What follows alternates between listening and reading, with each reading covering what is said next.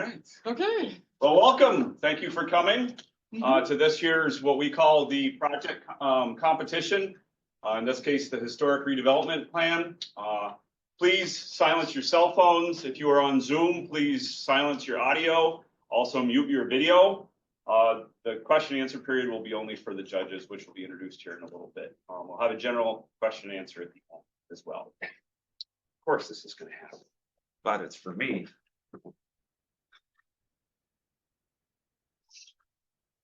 So we're going to talk a little background about how we got to this point, the process that they've already been through, and then ultimately the teams are going to have a 15-minute presentation, followed by a 5-minute question and answer. Only the judges, either ejected judges or the gate judges, will ask questions.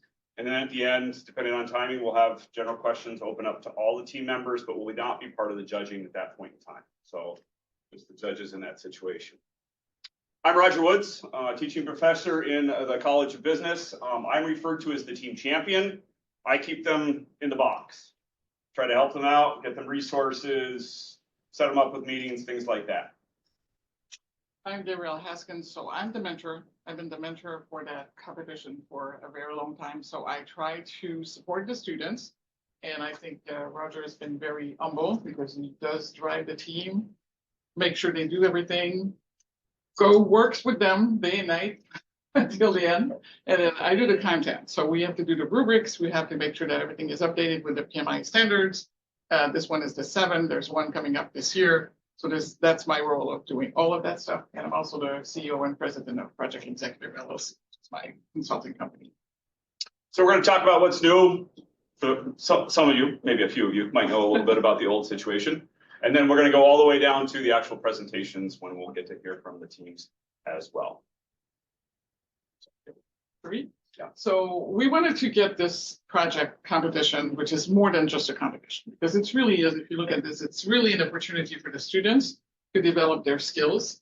And right now, if you look at whatever PMI is telling us what the PM project managers need in the future, this is all the things that they need, the power skills that we call it now. It used to be the soft skills. Now we have power skills, which is kind of cool. We need everything, that relationship building, which is definitely what the teams are doing. They have to work their team. Everybody has to work to learn and work together, good, bad, or whatever.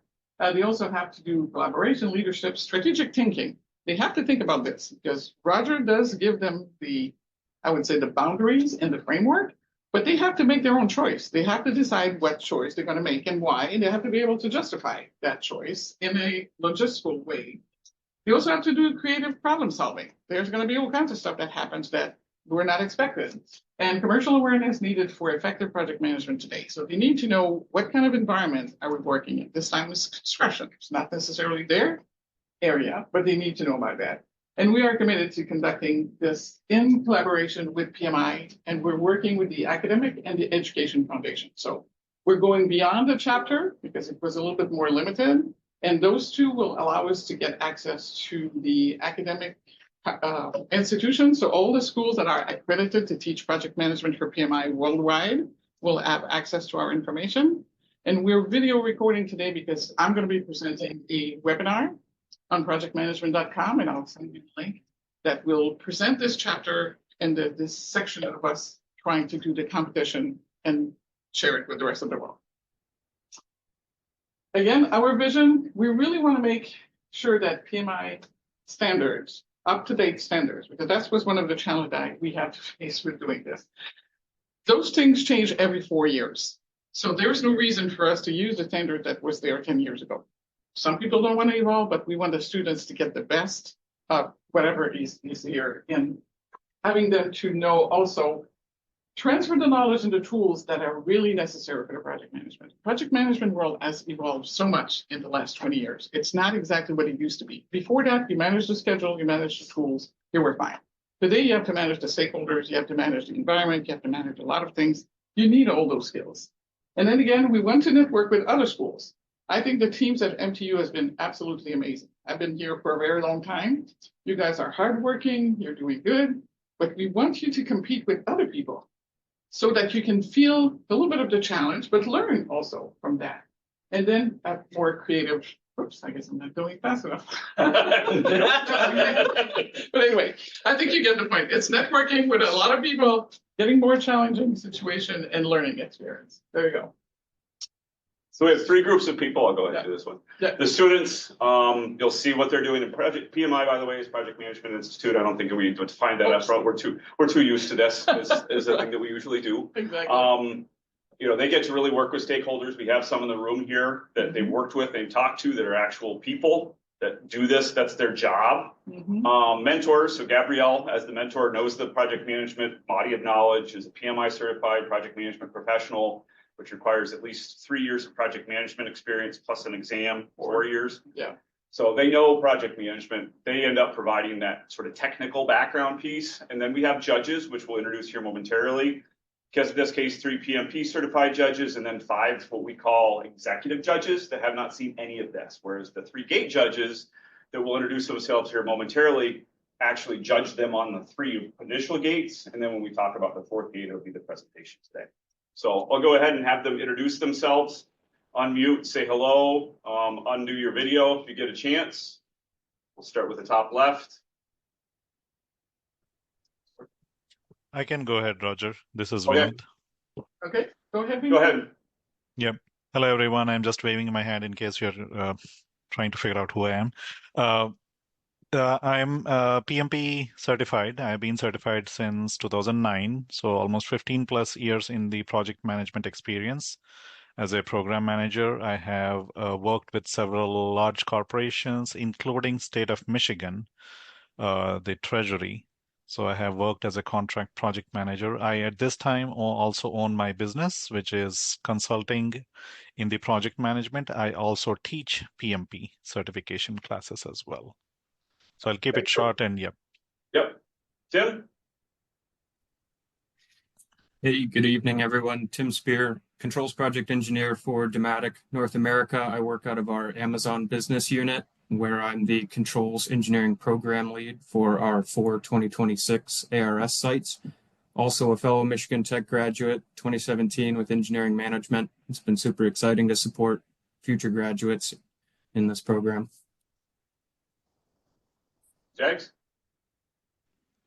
Hello, everyone. Good afternoon. This is Jagdish Vedula here. I go by the name of Jags. I am a PMP CSM certified project management professional with 24 years of IT experience in various project management related roles, both in project management and program management.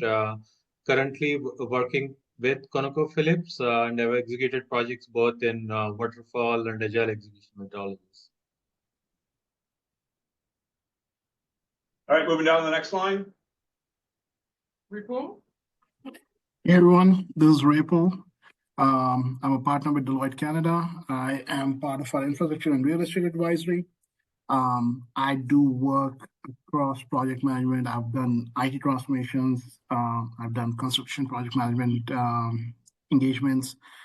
Thanks to Gabrielle for inviting me here. Very excited to see what the students have. Thank you. Thank you, Ripo. All right. Georgie? Georgie, sorry.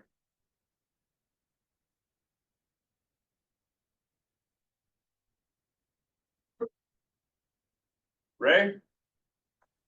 Hi, yes, Ray Worley here, Senior Project Manager with Walsh Construction.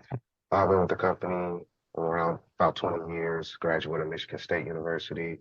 Worked on a variety of projects, including adaptive reuse, hotels.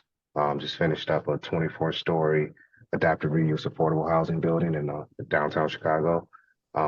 Yes, excited to be here. Thank you. Patrick? Afternoon, everyone. Patrick Schraben, Senior Project Manager at the Chrisman Company, fellow Michigan Tech alum from 1996. I've been working in the construction industry ever since on various projects throughout the mid-Michigan area, including healthcare, development projects, which you guys are looking at right now, adaptive reuse, things of that nature. But looking forward to seeing your guys' presentations. Sorry, Nick? Good evening, everybody. Nick West, project manager with Wallbridge. I've been in the industry, architecture and construction since 2008. but I'm currently the project manager for the East Hall dorm project here on campus at Michigan Tech. Thanks for having me. Thank you. So our scenario, the background in this situation is that they need to find a building that's at least 100 years old, needs to be basically historic and in a downtown, ultimately needs to be mixed use, so retail on the first floor, office, and residential. Also needs to leverage some of the funding resources many of you might be familiar with, see in the newspaper, around 10,000 square feet, but it's flexible depending on the location. Validated fleet standards would be feasible, but most importantly, the tough part is it needs to be ADA or American Disabilities Act compliant. And that's one of the big challenges with historic reuse buildings. So this is our basic schedule. Since we're going to get a little tight on time, I'd rather talk about what happens during this. So I'll go ahead and have Gabrielle give us the highlights of the gating process that they go through. I think the one thing we need to understand is this project is a long-term project. It started in January. That's why we put the schedule in there and goes all the way to April, which is today. So that's what we see here. The gate one is usually they have to start the initiation of their project, do their project charter, figure out who the team is, who the stakeholders are, and try to figure out how do we start this thing by focusing first on the people side. You want to go into the other? Yeah, I'll go to the next one. The second gate is looking at the core processes of project management. So they have to figure out what their work delivery will be, how are they going to make this happen in the project side, and they have to do the scope, the schedule, the cost, and the quality management. So those are the core processes. This is a gate 2. Gate 3 is really the supporting processes. So identifying the resource, communication management, risk response plan, and procurement. Once they have that, they have the project plan. They have to build it. Part of the requirement for Roger and the team is to deliver the project binder, but not for this one. And then we have the gate 4, which is what we do today. So they have to update all the register, document all the changes, get the stakeholder approval for everything that was changed.